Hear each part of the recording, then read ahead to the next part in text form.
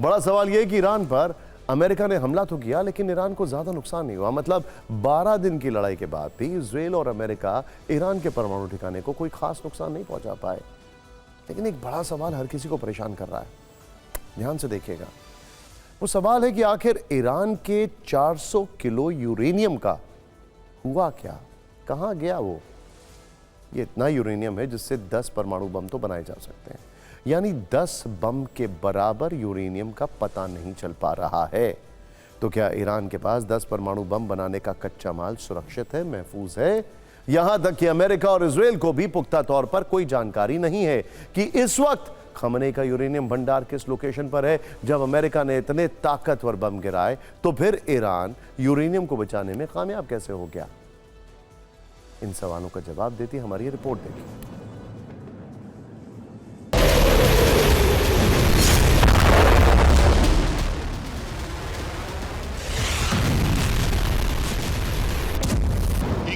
जून की रात ईरान के 3 परमाणु ठिकानों पर B-2 बॉम्बर से बम बरसने लगे।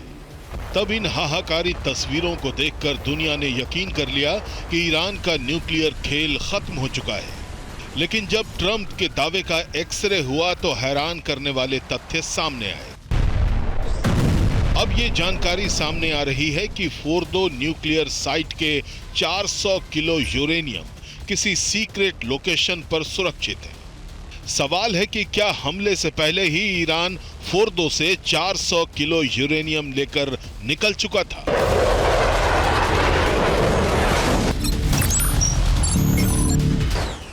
यह हम नहीं कह रहे, बल्कि अमेरिकी मीडिया हाउस ही इसकी रिपोर्टिंग कर रहे हैं। न्यूयॉर्क टाइम्स ने इजराइल के 2 अधिकारियों के हवाले से दावा किया है।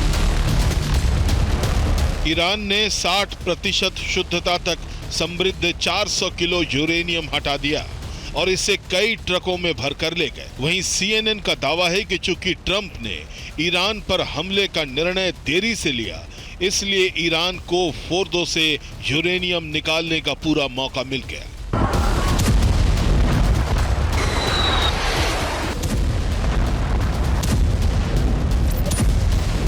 इन रिपोर्ट्स को उन सैटेलाइट तस्वीरों से भी बल मिलता है जिनमें हमले से ठीक पहले 19 जून को फोर्दो प्लांट के बाहर 16 ट्रक खड़े नजर आए थे।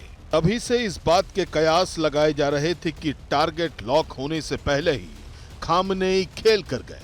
बड़ी बात यह है कि अमेरिका के उपराष्ट्रपति JD वेंस खुद इस बात से चिंतित है। वेंस ने कहा कि ईरान का 400 किलो समृद्ध यूरेनियम भंडार बरकरार है, लेकिन यूरेनियम होने के बावजूद ईरान परमाणु वेपन नहीं बना सकता, क्योंकि अमेरिकी हमलों से ईरान के इंफ्रास्ट्रक्चर तबाह हुए हैं। वेंस को यकीन है कि ईरान का 60% यूरेनियम संवर्धन अब 90% तक नहीं पहुंच सकता। अमेरिका ही नहीं, IAEA को भी खामनेई के मिसाइल भंडार की लोकेशन पता नहीं है। हालांकि द जेरूसलम पोस्ट ने सऊदी अरब के मीडिया के हवाले से लिखा है कि इजराइल को ईरान के संवर्धित यूरेनियम भंडार का पता है, क्योंकि फोर्दो, नतांज और इस्फहान में हमले से पहले ही इजराइल यूरेनियम शिफ्टिंग की प्रक्रिया पर पैनी नजर बनाए हुए था। IDF के सूत्रों के हवाले से दावा है यूरेनियम इस्फहान के किसी अंडरग्राउंड स्टोरेज में शिफ्ट किया गया है। लेकिन फिलहाल जिस तरह की रिपोर्ट्स हैं, उससे तो यही लग रहा है कि फोर्दो को फोड़ने का अमेरिकी प्लान फेल हो गया। अगर 400 किलो यूरेनियम के सही सलामत होने की खबर सही है, तो इजराइल और अमेरिका के लिए ये किसी सदमे जैसा है। Bureau report, TV9 Bharatvarsh. अमेरिकी बमबारी और 14 वैज्ञानिक मारे जाने के बाद भी ईरान अपने परमाणु प्रण पर टिका हुआ है। न्यूक्लियर कार्यक्रम पर ईरान का प्लान उसके विदेश मंत्री अब्बास अरागची ने स्पष्ट कर दिया है। उन्होंने कहा कि ईरान का न्यूक्लियर प्रोग्राम बंद नहीं करेंगे। हमने तकनीक हासिल करने के लिए बहुत मेहनत की और हमारे वैज्ञानिकों ने बलिदान दिया है। ईरान से दूसरा अपडेट यह है कि वहां की संसद में एक विधेयक पारित किया गया है जिसके मुताबिक IAEA यानी इंटरनेशनल एटॉमिक एनर्जी एजेंसी अधिकारियों के आने पर पाबंदी लगा दी गई है। विधेयक के मुताबिक अब IAEA को ईरान आने से पहले मंजूरी लेनी होगी। ईरान का मानना है कि IAEA ने परमाणु अड्डों की जानकारी लीक की और यह जानकारी इजराइल को दी। तेहरान के तेवर से साफ है कि वो न केवल अपने परमाणु कार्यक्रम पर आगे बढ़ेगा बल्कि अब वो न्यूक्लियर एजेंसी आईएईए को सहयोग नहीं करेगा, जबकि आईएईए कह रहा है कि ईरान के साथ फोर्दो के मुद्दे पर दोबारा बातचीत होनी चाहिए। देखिए, लेटेस्ट अपडेट यह है कि आज ईरान ने भी मान लिया कि अमेरिकी एयर स्ट्राइक में उसकी न्यूक्लियर फैसिलिटी को भारी नुकसान पहुंचा है। ईरान के विदेश मंत्रालय ने इसकी पुष्टि कर दी है, लेकिन यह भी कहा है कि इन हमलों से अंतर्राष्ट्रीय कानून और कूटनीति को बहुत बड़ा झटका लगा है। ईरान ने एक बार फिर इस बात पर जोर दिया है कि उसका शांतिपूर्ण परमाणु ऊर्जा का अधिकार बरकरार है। इस बीच मैक्रों, फ्रांस के राष्ट्रपति, ने भी कहा है कि अमेरिका ने जो हमले किए थे वो इल्लीगल हैं। ईरान के परमाणु ठिकानों पर अमेरिका के हमलों को लेकर लीक हुई रिपोर्ट से यह साफ है कि अमेरिका अपने मिशन में कामयाब नहीं हुआ है, यानी उसके हमले सटीक नहीं थे। ट्रंप की एयरफोर्स अपने टारगेट को मिस कर गई। ऐसा आमतौर पर तब होता है जब कोई फाइटर पायलट जीपीएस की जगह गूगल मैप पर भरोसा करके आगे बढ़े। खैर, सटीक हमले कैसे किए जाते हैं यह अमेरिका को भारत से सीखने चाहिए, खासतौर पर ऑपरेशन सिंदूर से, क्योंकि ऑपरेशन सिंदूर में भारत ने सिर्फ 25 मिनट के अंदर पाकिस्तान के 9 आतंकी ठिकानों को तबाह कर दिया था, जबकि ईरान के परमाणु ठिकानों पर अमेरिका का ऑपरेशन भी 25 मिनट तक चला। वो 3 ठिकानों को ज्यादा नुकसान नहीं पहुंचा पाए।